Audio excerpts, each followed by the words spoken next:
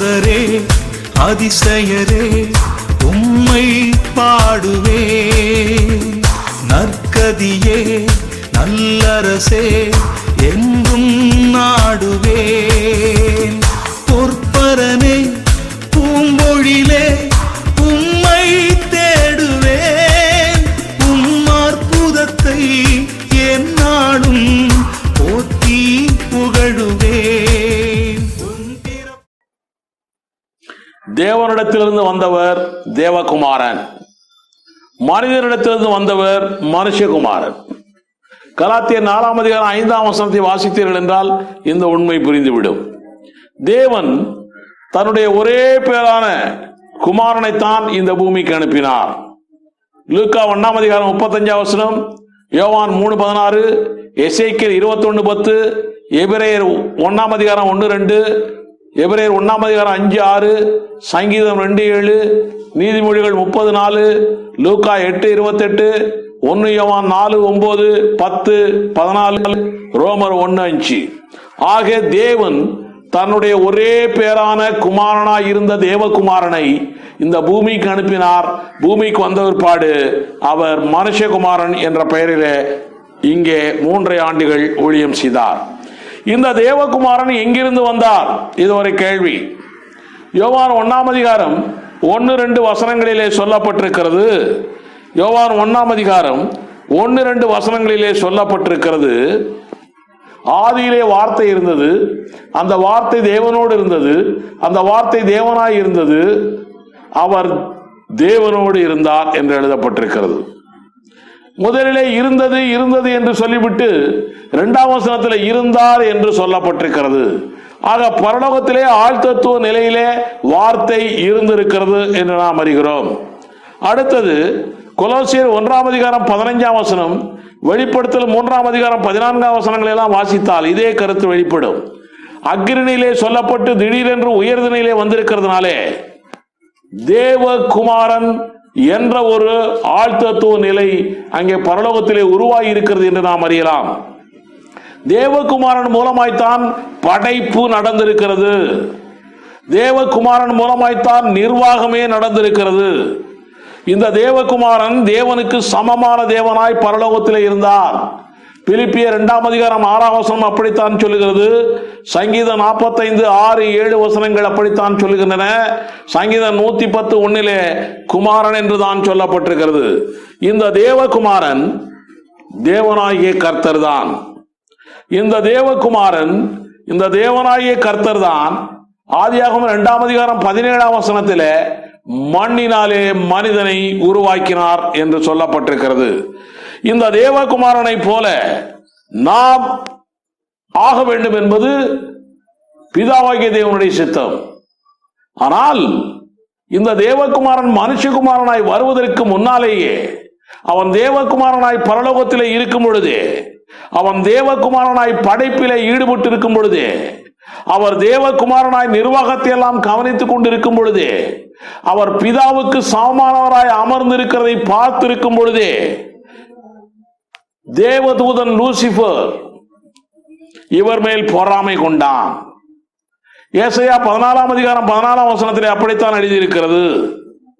உன்னதமானவருக்கு மேலாய் ஏறி அவருக்கு ஒப்பாவேன் என்று, இந்த தேவகுமாரனை போல ஒப்பாய் ஆவேன் என்று விரும்பினான்.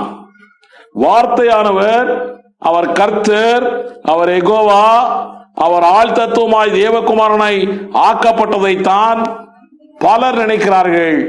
வார்த்தை என்பது தேவகுமாரனாய் மாற்றப்பட்டது, ஆக்கப்பட்டது. அதை வைத்து பலருடைய கருத்து இயேசு உண்டாக்கப்பட்டவர் என்று சில சபைகள் சொல்லுகின்றன. தேவகுமாரனாய் இருந்த வார்த்தை தான் ஆதி மனிதர்களோடு இடைப்பட்டார். கர்த்தருடைய தூதனானவர் என்ற ஒரு பெயரிலே வெளிப்பட்டார். அக்கினி சூளையிலே அங்கே 4வது ஆழ்தத்துவமாய் நின்றவர் அவர்தான். வராந்தரத்திலே இஸ்ரவேல் மக்களோடு கூட சென்றவர் அவர்தான். மோசையின் முச்செடியிலே இருந்த தூதனானவர் அவர்தான். யாக்கோபுடனே இரவிலே போராடிய சேனைகளின் கர்த்தர் அவர்தான். ஆபிரகாமை தேடி வந்தவர் அவர்தான். இப்படியாய் பல வழிகளிலே பழைய ஏற்பாட்டிலே பழைய மக்கள் மத்தியிலே இந்த தேவகுமாரன் வெளிப்பட்டிருக்கிறார், இடைப்பட்டிருக்கிறார். இந்த தேவகுமாரன் ஸ்திரீயின் வயிற்றிலிருந்து வந்ததால் மனுஷகுமாரன் ஆனார் என்று நான் ஏற்கனவே சொன்னேன். இவரை பரலோகத்திலேயே பிசாசு தேவகுமாரனாய் பார்த்திருக்கிறான். அதனாலே இவர் பூலோகத்திலே அதே உருவத்திலேயே இங்கே வந்தவுடனே இவரை தேவகுமாரன் என்று அவன் அறிந்து விட்டான். அதனாலே அவரை சோதிக்க ஆரம்பிக்கிறான். அவரிடத்திலே கேள்வி கேட்கிறான். பாருங்கள், மத்தேயு 4ஆம் அதிகாரம் 6ஆம் வசனத்திலே, நீர் தேவனுடைய குமாரனையானால் தாழ குதியும். இவர் இன்னும் தன்னை தேவகுமாரன் என்று சொல்லவே இல்லை.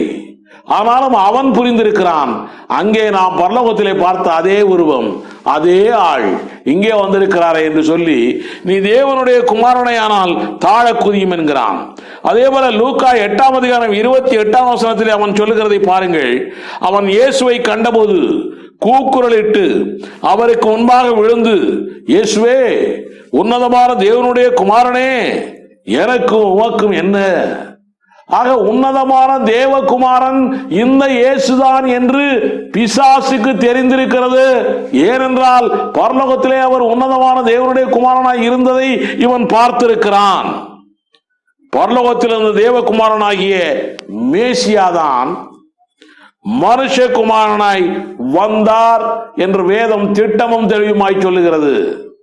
அந்த பரலோகத்தில் இருந்த தேவகுமாரன் தான் பூலோகத்திற்கு வந்தாரா? இதை அறிந்து கொள்வதற்கு பிரதான ஆசாரியன் இயேசுவுக்கு முன்னாலே வந்து கேள்வி கேட்கிறான். மத்தேயு 26ஆம் அதிகாரம் 63ஆம் வசனத்தில், நீர் தேவகுமாரனாகிய கிறிஸ்துதானா? அவன் கேட்ட கேள்வியை பாருங்கள். நீர் தேவகுமாரனாகிய கிறிஸ்துதானா? அவர் சொல்லுகிறார், ஆம், நீர் சொன்னபடியே தான். இப்படி சொன்ன உடனேயே இவன் தேவதூஷணம் சொல்லுகிறான் என்று சொல்லி அவன் சட்டையை கிழித்துக் கொண்டு தேவனுக்கு விரோதமாய் பேசுகிறான், தேவனுக்கு சாமாக்கி விட்டான் என்று. ஆக தேவகுமாரன் தேவன், மேசியா கிறிஸ்து தேவனுக்கு சமம், தேவன்தான். இந்த மனுஷகுமாரன் மரித்து உயிர்த்தெழுந்தார். வானிலிருந்து வந்த தேவகுமாரன் மனுஷகுமாரனாகி உயிர்த்தெழுந்ததினாலே அவர் பலமாய் ரூபிக்கப்பட்ட தேவகுமாரனாய் ஆகியிருக்கிறார் என்று ரோமர் 1ஆம் அதிகாரம் 5ஆம் வசனம் சொல்லுகிறது. இன்னும் அவர் மனுஷகுமாரனாய் தான் பரலோகத்திலே பிதாவுக்கு பக்கத்தில் இருந்து நமக்காய் அங்கே பரிந்து பேசிக் கொண்டிருக்கிறார். இந்த நிலை எதுவரைக்கும் இருக்க போகிறது? அப்போஸ்தலர் 17ஆம் அதிகாரம் 31ஆம் வசனத்தை வாசித்தீர்கள் என்றால், நியாய தீர்ப்பு வரைக்கும் அவர் மனுஷகுமாரனாய்த்தான் இருக்க போகிறார். ரகசிய வருகை, பகிரங்க வருகை, 1000 வருட அரசாட்சி, இப்படி எல்லா காலகட்டத்திலுமே அவர் மனுஷகுமாரனாய்த்தான் காணப்படுவார். புதிய வானம் புதிய பூமி வந்த பிற்பாடு, புதிய எருசலேம் வந்த பிற்பாடு இவர் வார்த்தையாய் பழைய நிலைக்கு மாறிவிடுவார். ஒரே தேவன், பிதா, குமாரன், பரிசுத்தாகிய மூவரும் ஒரே தேவனாய் வெளிப்படுவார்கள்.